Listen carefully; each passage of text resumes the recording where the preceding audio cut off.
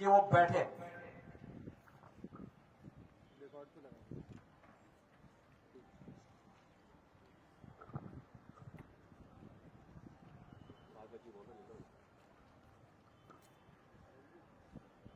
आदरणीय सिंघल जी, आदरणीय गुप्ता जी,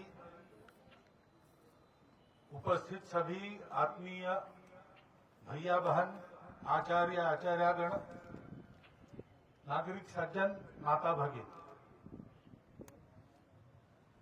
प्रतिवर्षानुसार इस वर्ष भी हम बहुत आनंद से, उत्साह से, अपने सुंदर प्रदर्शनों से इस गणतंत्र दिवस को अपने स्थान पर संपन्न कर रहे हैं। ऐसे समय एक आनंद उत्साह स्वाभाविक होता है। हम स्वतंत्र हो गए, इतना ही नहीं, स्वतंत्रता के बाद हमने अपने पथ को निश्चित किया, हम गणराज्य बने, उसका एक संविधान बना। वो नवंबर में संसद में सारी जनता के लिए समर्पित किया गया और 26 जनवरी गणराज्य दिवस से हम एक सार्वभौम गणसत्ता के रूप में दुनिया के नक्शे पर अपना जीवन चलाने लगे। ये पूरा 15 अगस्त 1947 के बाद 26 जनवरी 1950 तक का जो कालखंड है, उसको अगर हम स्मरण करते हैं तो स्पष्ट हो जाता है हमें क्या करना है।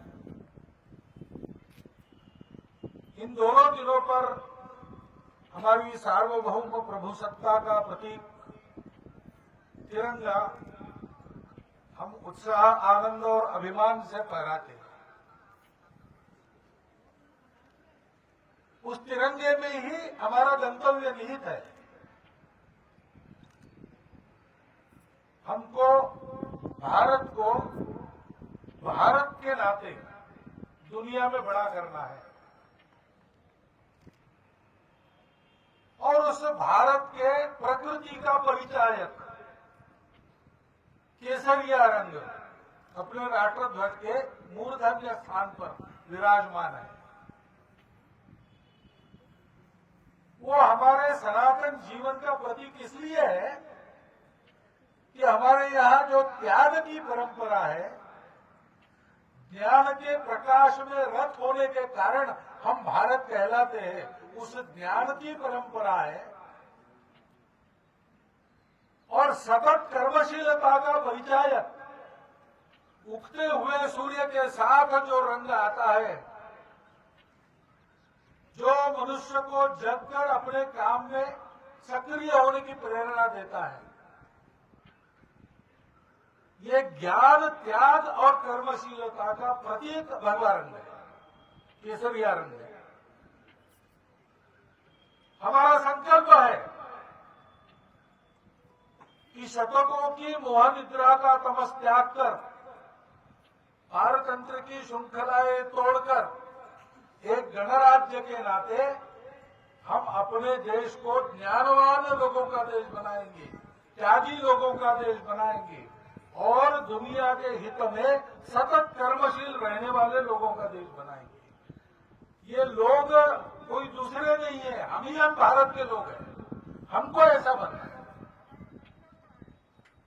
इसके साथ साथ ये सक्रियता, त्याग और ज्ञान व्यक्ति में रह सकता है, लेकिन उसकी कोई दिशा चाहिए। दिशा नहीं है तो ज्ञान घातक होता है, विद्या विवाद का कारण बनती है, शक्ति दुर्बलों को कष्ट देने का कारण बनती है और इसलिए उसकी दिशा निश्चित है।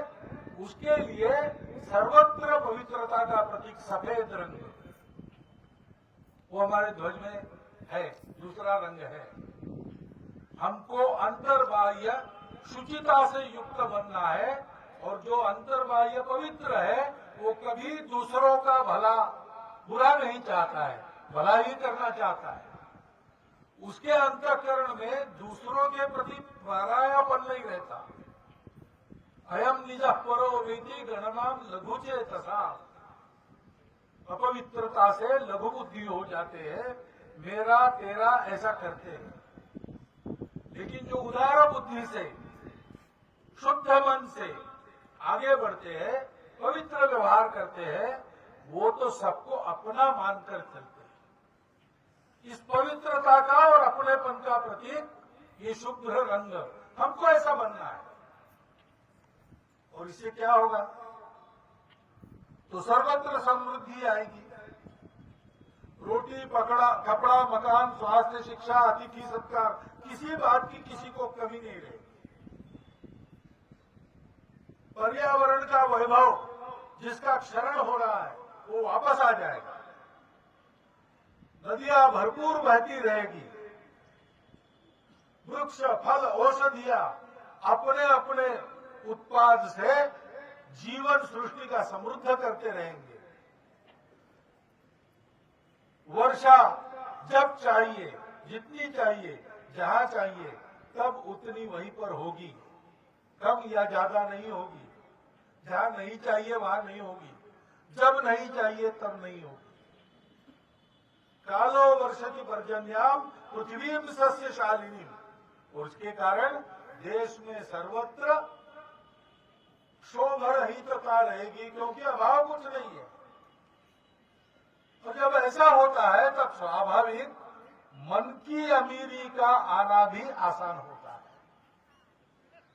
मन किसी का द्वेष नहीं करता, मत्सर नहीं करता, किसी से शत्रुता नहीं पालता, सबको सर्वे भद्राणि पश्यन्तु, ऐसी स्थिति उत्पन्न हो जाए। उस समृद्धि का लक्ष्मी जी का प्रतीक ये हरा रंग है। ये हमारा गंतव्य है और यही हमको बनना है। बनना है तो क्या करना है? तो संविधान सभा के पूर्ण विचार विनिमय के बाद बना हुआ संविधान लोकार्पण करते हुए डॉक्टर बाबा साहब आंबेडकर ने जो 2 भाषण संसद में किए हैं, आज के दिन हम सबको उनको एक बार पूरा पढ़ना चाहिए। उन्होंने हमारे कर्तव्य क्या है ये बताया है। उन्होंने बताया है कि अब देश में किसी भी प्रकार की गुलामी नहीं है, रूढ़िगत गुलामी भी नहीं है। अंग्रेज भी चले गए, लेकिन सामाजिक विषमता के चलते जो गुलामी आई थी उसको हटाने के लिए राजनीतिक समानता और आर्थिक समानता का प्रावधान हमारे संविधान में कर दिया गया है। तो समानता पहली बात उन्होंने कही। हमको कैसा होना है? समानता का व्यवहार करना है और हमको स्वतंत्रता का भी सम्मान करना है। मैं स्वतंत्र बोलूं, लेकिन मेरे साथ सब स्वतंत्र है, ये भी मैं ध्यान में रखूं। मेरी स्वतंत्रता के लिए दूसरों की स्वतंत्रता का संकोच हम नहीं कर सकते, वो स्वतंत्रता नहीं हो। लेकिन दुनिया का अनुभव ऐसा है कि जहां स्वतंत्रता लाना चाहते हैं वहां समता का संकोच करना पड़ता है, और जहां समता समानता लाना चाहते हैं वहां स्वतंत्रता नहीं रहती। डॉक्टर बाबा साहब ने कहा, अपना देश आपस में लड़कर गुलाम हो गया, किसी दुश्मन के सामर्थ्य के कारण नहीं। हम लोग आपस में लड़ते रहे इसलिए गुलाम हो गए। हमारा बंधुभाव समाप्त तो हो गया। स्वतंत्रता और समता एक साथ लानी है तो दूसरा इलाज नहीं, बंधुभाव लाना चाहिए। इसलिए लिबर्टी और इक्वालिटी के साथ फ्रैटर्निटी, यह शब्द हमारे संविधान में है। डॉक्टर बाबा साहब कहते हैं कि उस बंधुभाव को संपूर्ण देश में प्रचलित करना पड़ेगा। अलग अलग विचारधाराओं के मानने वाले हम लोग संसद में अपने अलग अलग शिविर बनाकर यहाँ बैठे हैं, एक दूसरे का विरोध करते हैं। यहाँ तो ठीक है, प्रजातांत्रिक प्रक्रिया में इसी में से संवाद बनता है, इसी में से सहमति निकलती है। परंतु ध्यान रखना चाहिए कि संपूर्ण समाज जो हमारा विविधता युक्त समाज है, विविधता के बावजूद वो बंधुता से युक्त होता है, तो स्वतंत्रता के साथ समानता की गारंटी बनती है और अपने इस बहुत कष्टों और बलिदानों के बाद प्राप्त हुए स्वातंत्र्य की रक्षा और अमरता की भी गारंटी बनती है। वो गारंटी देने का काम कोई और नहीं करेगा, हमको अपने से प्रारंभ करना पड़ेगा।